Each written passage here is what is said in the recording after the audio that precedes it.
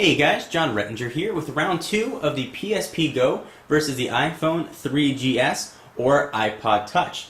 In the first round, we covered games and we covered screen technology and screen hardware resolution. Now in this round, we're going to cover video playback, we're going to cover audio playback, and we're going to cover picture viewing. So some of you might be thinking, what do these devices have in common and why would they be going head to head? Well, I think that Sony and Apple are competing for a very similar demographic here. Both devices tout media playbacks. Both devices play games, although the PSP definitely is a dedicated gaming machine and has a bigger, full version, more expensive library, whereas the iPhone has more inexpensive, cheaper games that you find in the App Store. But games aside, media playback, web browsing, and picture viewing, they all do the same thing, so I think it's worthy of a comparison. So without further ado, let's go ahead and get started. First thing we're going to check out is video playback on the PSP Go. Now I tried to load my own video content on the PSP Go via USB. I tried MP4, I tried MOV, and I tried Windows media files, none of which seemed to transfer or play. The only way I was able to get video onto the PSP was actually downloading a trailer for a game from the PlayStation Store. Let's go ahead and take a look at that. You can see what video looks like. I'm not going to get into screen resolution again. We're going to go just based on what it looks like to you. So hit video. There's the game trailer. So this is a trailer for the Gran Turismo series. You can see video is very crisp, it's very clear. The brightness is turned down a little bit so it shows up on camera, but it is amazingly clear. And the audio that comes out through the stereo speakers is actually pretty good. So I'll go ahead and pause that. Moral being, you could very easily download or rent a movie from the PlayStation Store, watch it on an airplane, and have a great viewing experience. The screen is gorgeous, it's bright, it's high enough resolution that you don't notice any pixelation. It looks good. However, getting media on it that's not from the PlayStation Store looks like it could be a little bit difficult, at least for my experience. So video on the iPhone certainly can come from the iTunes Store, or you can put your own converted video on. So let's go ahead and play a video that I've got on here. Go to iPod, and we've got some videos. I've got the first season of It's Always Sunny in Philadelphia. Great show. We'll watch just a couple second clips so I don't get into any copyright issues, just so you can see what video looks like on the iPhone. It's always sunny in Philadelphia. You can sort of zoom in, zoom out, stereo speaker. Anyway, it looks great. Those of you that have seen video on an iPhone or an iPod Touch, you definitely know what I'm talking about. Video quality is absolutely fantastic on both devices. As far as the video quality playback, I think it's got to be a draw. I was fully prepared, though, to give the PlayStation the edge for a more open platform, being able to play more video files, but I just wasn't able to get them to play. So if you can deal with video from the PlayStation Store versus video from the iTunes Store, you really can't go wrong either way, and both will download video wirelessly, which is great. So next, let's move on to music, since both have pretty nice music players. So you're probably not familiar with how the PlayStation Go, or the PSP Go rather, plays music. So I'll go over to music, and I've got just one song stored on here, The Boulevard of Broken Dreams by Green Day, and again we'll just play it for a very short time so you don't get into copyright issues, but you can hear what it sounds like and what the interface looks like when it's playing music. You can close it. You can see the little bar down there letting you know how much you listen to. You open it up, restarts it. You got your general pause, fast forward controls. You can use this to go forward or back in tracks. If there were album art, it would show up right there, but there really isn't any sort of, obviously, flick scrolling since it's not a touchscreen. You're relying only on the navigation down here. Moral being, if you just want to play music, it works very well. It's not the most visually appealing thing. It's not a lot of eye candy, but it is functional and it definitely works. So let's take a look at music playback on the iPhone and iPod Touch. At the core of these things, these are iPods, so you'd expect them to definitely have a little bit of an edge. So we'll open up iPod.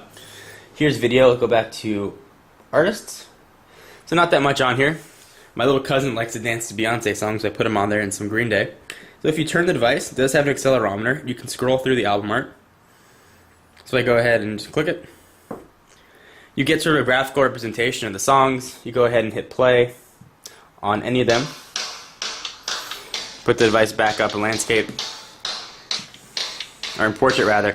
You get the album art and the controls right on the screen that most people are probably familiar with, and your scrubber right across that. Since it is a touchscreen, you can scrub as far ahead or as back as you'd like. So I think probably to no one's surprise, the iPhone and iPod Touch definitely take the edge as far as music playback goes. Apple's got this nailed. Formats are a little bit limited to either AAC+, which is the DRM encrypted music that comes from iTunes, but you can now download non-encrypted AAC files, and you can also convert your CDs or WMVs, whatever you have, to play. So it really has become a much more open platform. So I think this is has definitely got to go with the iPhone or iPod Touch. So next, let's check out picture viewing. Now I've loaded a few pictures here on the PSP Go. I keep saying PlayStation. So we'll go to Pictures. This does not have a camera, but you can import pictures very easily. Here's a picture you guys probably are mostly familiar with. Take a second to load. There's a picture of my car. This is the one you guys are probably all familiar with. This is the one that I've got for my banner on YouTube. So there's not really that much you can do. You get some controls for pictures. You can set a slideshow. You can view next. You can scroll. You can rotate the picture to the left or the right. You can do a little bit of zooming in, a little bit of zooming out. You can send it off if you've got it set up to an email account, which is actually a pretty nice feature. You can set it as your wallpaper. You can view it in widescreen mode if you'd like, and how you're going to display it. If you want to put this on a TV or something, connect it, have it show up.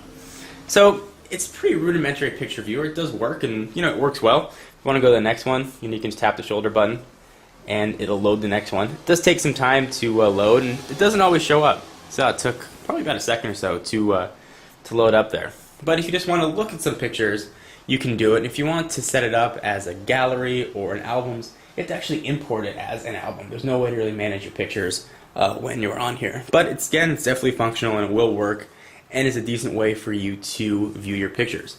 I think picture viewing is one time when I really wished that this was a touchscreen. It'd be a lot easier to, pinch and zoom, or at least hit the plus button to zoom in and zoom out. Definitely using the controls can get to be a little bit cumbersome.